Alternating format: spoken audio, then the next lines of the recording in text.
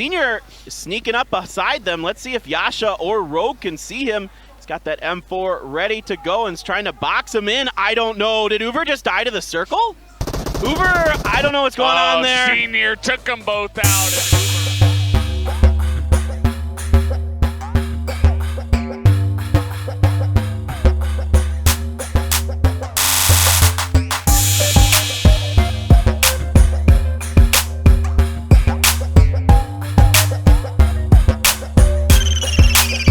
Hopefully they can step up today because we're about to get underway. It's going to be Miramar, and it's going to once again be brought to you by the two handsome gentlemen to my left-hand side, Paper Thin and Valdez. All right, well, let's kick things off. You're welcome for the compliment. Number 3. I was just so taken aback. I mean, Jason's so handsome. Like, that's a really high compliment. You were lost in his doe eyes, right? I'll give you your money after the game. Don't worry. All right, thank you. Yeah. All right, so we're starting the plane path over Impala. This is a very brutal plane path. We're going south. We're starting at Impala, which is already pretty well down there, and then we're going more south. This is not going to be easy for the teams that want to go north. There could be some congestion over the vehicles early on. So this is this one ought to be a little more interesting out the gate, I feel like. Yeah, it's we saw a lot of plane paths that were kind of standard yesterday, but then they ended up having some pretty crazy circles. But as you did mention, this is a bit different of a flight path, and it will be very difficult to make it up to the top side. Vehicle's going to be quite valuable on this kind of a flight path. And yeah, it's interesting to go into the international teams once again here. I feel like the international teams overall played a little bit slower, a little bit more careful compared to the MENA teams yesterday. But you know what? It changes day by day. You know, there could have been a bit of nerves in the first day. Could have been just getting used to playing on the stage. And now everything changes up. It's day 2. We got new maps. And these teams are going to be fighting for their chance to make it in as, well, Kitsune's got a pistol, trying to see if he can get a bit of damage done, but not quite able to there. Yeah, this was one of the ones I was looking at on the map as everybody was dropping. Unique and Queso kind of trying to get that easternmost road and get the vehicles and get moving up to wherever they feel like going, whether that be El Azahar or Tierra Branca, something like that. But for now, the circle does reveal itself. A pretty fair circle overall, centered around La Bendita, so you've got a bit of room to work with here. And the first circles will be going a little faster today. We should mention that. There was about 120 seconds on the first one. Now we're down to 60 seconds. So, oh boy. Somebody got run over. ETG, you jinxed him, Jason. He's over here throwing his hands up. Entity Gaming, another team that we thought would be one of the favorites coming into this with a bit of a struggle early on. Yeah, we only saw Neo go down there, so we didn't actually get to see that on our screen, how that happened, but he got ran over after getting knocked by an AK. So perhaps separated from the rest of his teammates, he gets punished for that. And we saw that plague some of the teams yesterday. Even Top Esports a couple of times had their scouting player or their separated player get chopped off. And it did not mean that good things were coming for that team later on. So we'll have to wait and see what that does mean for Entity Gaming later on. Yeah, it's one of these things I talked a bit about yesterday with the 1-3 splits. They're kind of feast or famine. If your lead player, that one player, that solo man, can get out ahead, get the information successfully, find a safe way into a central circle location, get yourselves a nice little compound or a little defensive spot that you like, then absolutely it can work out really well. But if that scout gets killed early on, then a lot of times it throws the teams into disarray and they're not willing to split up anymore to try to get that scouting information, and then they might get caught out as a 3-man or something like that, and or they'll roll into a 4-man squad as a 3 and just get outnumbered. So it makes it challenging for sure. Now we're just taking a look at some of the teams here that we did have. We were looking at Unique on your screen. They kind of were middle of the pack yesterday. They ended up getting 5 points per round just from placement, but only 5 kills over the entirety of the 2 maps, so not too much action from them. RRQ was making a late rotation, kind of keep our eyes on them. We're not super concerned about them right now. Yeah. Definitely more interested in what's going on. Whoa! That is a nice play by Futbolista. Yeah, we didn't see the beginning of that, but the car got blown up, and there were 2 members in there from ELEMENTRIX, so an unfortunate situation for them, but fantastic for FUTBOLIST. They pick up the 2 kills plus the crate. You got to be careful when you're going up against a team like that, as No Rage are going to be making their way in alongside FUTBOLIST into this 3rd circle. Yeah, absolutely. I want to see No Rage be really aggressive. They need the points desperately. You know, you want to play your game, but at the same time, when you're this far behind, you only have 2 more games to catch up. You got to get kills and you got to get placement points, and you know, you're so far behind. 3 points. 3 points. That's not good. Well, you set the benchmark as around 36 points if you did want to make it into day 3, into that final day. So it is possible that this team could pick up more than 30 points today. It's not going to be easy, but we have seen teams do it yesterday. So we are taking a look here now at Unique coming in at the top right side of this circle.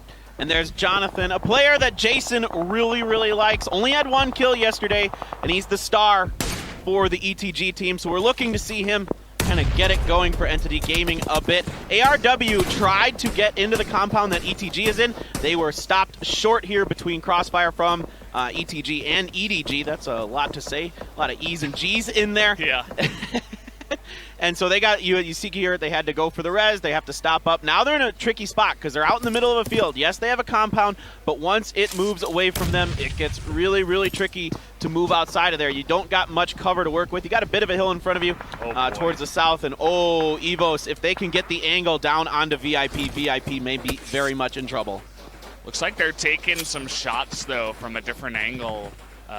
From EGC, I believe, our Korean team, just looking at the minimap here. So they want to shell down onto VIP, but they can't quite stand up and have free reign to do it just yet. So a little bit of an awkward position, still going to be decent for them, as they can kind of just hang out there for now.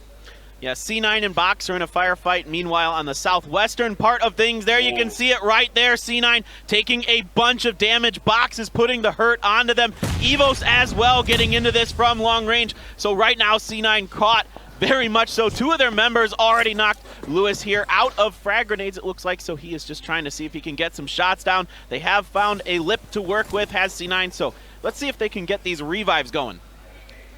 They're going to get a couple going here, and Box, you'll notice that partially because of the way the map works, you don't want to just charge across this open area, especially with Zute still left available and looking and trying to guard there and provide that cover fire. As, okay, get your cameras out, guys. We got two views going on right now. The fight between Box and C9, as well as EVOS and VIP. There are smokes here for C9, so they've got some cover from Box for now. Just putting some sprays down, trying to keep Box boxed out, because right now C9 does have the circle advantage. Thanks.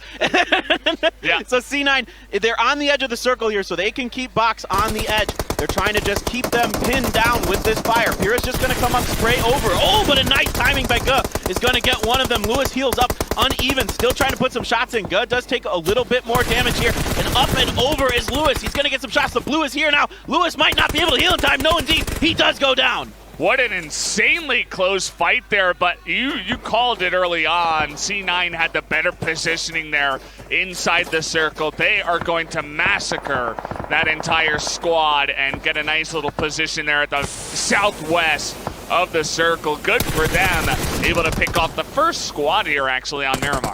Yeah, now VIP is in a similar situation, maybe even a little worse than what Box is in. EVOS has a significant high ground advantage. They're in the circle, they're taking damage. They're trying to pump, block out, get some more damage. Here comes EVOS. They're just going to flank around and try to finish this. Yes, indeed, they will do it.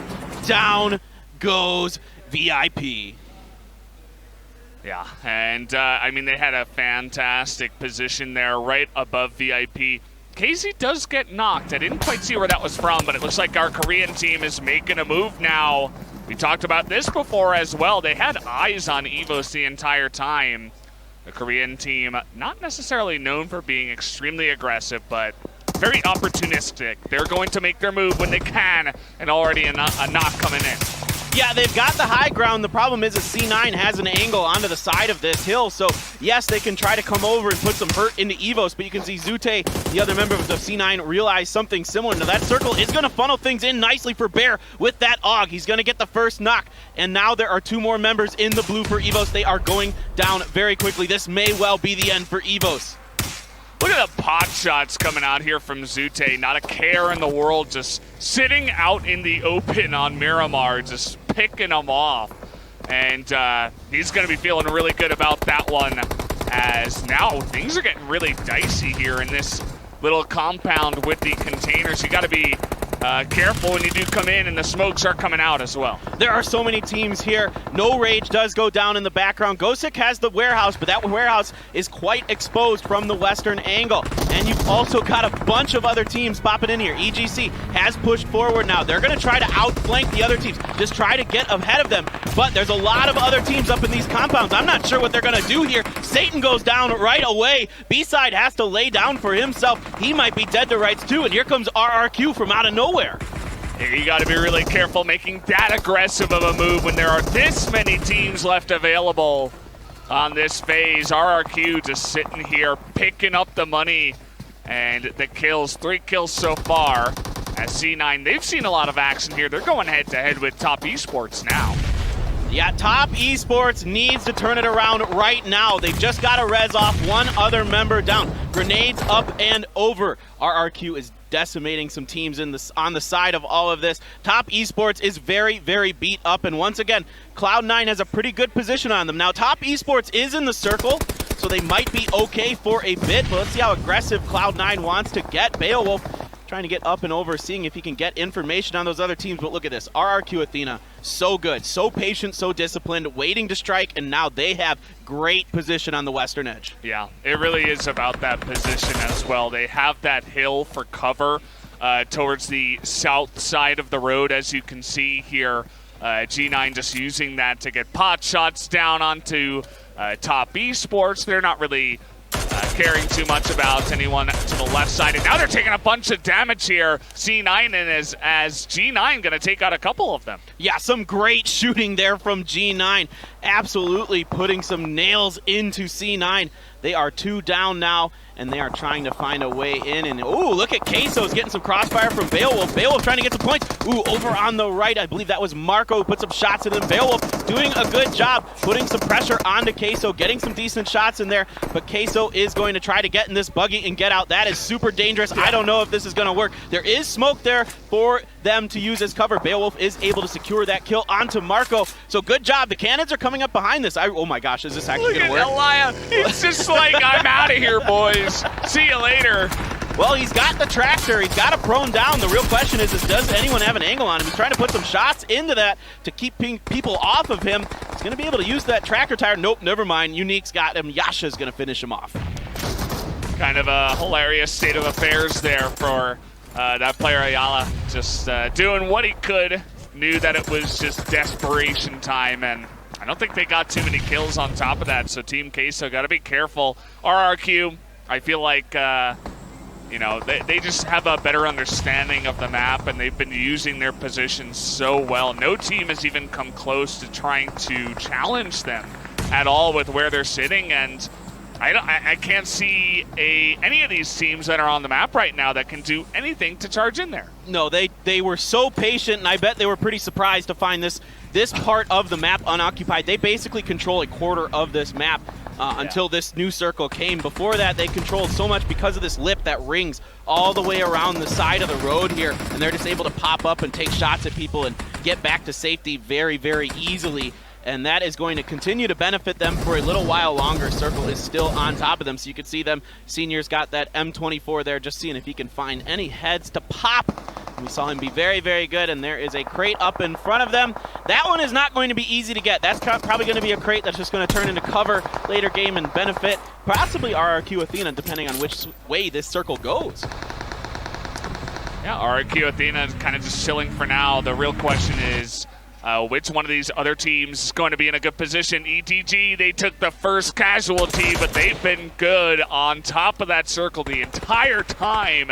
getting pretty lucky with where those circles are going. And once again, Top Esports goes out. A better placement for them, but not many kills. So this is going to be a really difficult final game for them. They are really going to need to put up a ton of points. Senior moving forward. G9's already got a bit of a position. Senior's taking a bit of damage, and he is going to get knocked by Goskilla. Nikola with some pretty good shooting up on the hill. He's got the other members with him. Kitsune there. They've got to be real careful behind that van. A good grenade could spell disaster for the three of them. ETG just hanging out here in the little cabin in the desert, it looks like there, and they really have not moved much. They've just been happy to sit around. Take a look at all Rejection coming in here. Nearly said something else as Clinton may have yesterday. No, I don't know what you're talking about. All right, now Goskilla's in trouble. They got to cross the road, and they have no cover. They don't have any smokes. Ooh, ETG. Somebody's going to get knocked. It's Ernie. Here comes the grenade from D2E. It's not going to get anybody, it looks like. Ernie is right by Uber. Uber, is he going to go up and try to get the kill, or is he just trying to go for placement points here? I think he might be going for placements. I don't think Ernie saw him. Ernie wasn't able to look up and over in the truck. Now, RRQ is going to push through. Is Uber going to be the thorn in the side here for RRQ? No, he's just going to wait. He's not even interested in this. RRQ just absolutely demolishes ETG. I love Uber's play. He's found the one spot on this map where he can stay hidden for the rest of it. He's going to let RRQ and Unique go head-to-head, and we'll see him at the end of this match. I think this is actually going to work out for him pretty well. Ernie somehow didn't see him in there. Now Ernie's behind this rock. Ernie takes some damage, isn't able to get the spray. He's going to get knocked, so that's the first one down for RRQ. A good little push from Unique, but now they're on top of a hill. And this is D2E. Some grenades coming through from Unique. D2E's trying to cover the right-hand side. Senior on the left. Is that a frag there? If it is, it bounced a bit too far. Indeed, it did. That Molotov is keeping D2E stuck inside. Some sprays coming through, nothing really landing. So Unique, they don't really, doesn't look like they have any smoke, so this is almost impossible going downhill without anything in front of them. Now should be Uber's time to strike. He should right now be really thinking about getting up and trying to win this game. He's going to be waiting until that last second, though. He is looking now. They have no idea that he's here. He's got to take D2E. He had him dead to rights here, or Senior. I don't care which. He's got to shoot. He needs to take one of them out. Yeah, I mean, even just that extra kill is going to be the extra point that could push them over the edge into the final day. So you don't only want to get that position. You want to also pick up a couple of kills if possible, but he's playing it as passively as humanly possible. Yeah, so there were some smokes left for Unique. They didn't throw them out right away. They decided to wait. They lost a member because of it. Now Senior trying to get the angle. D2E as well is flanking. Uber, you gotta go, man. Oh, Rogue.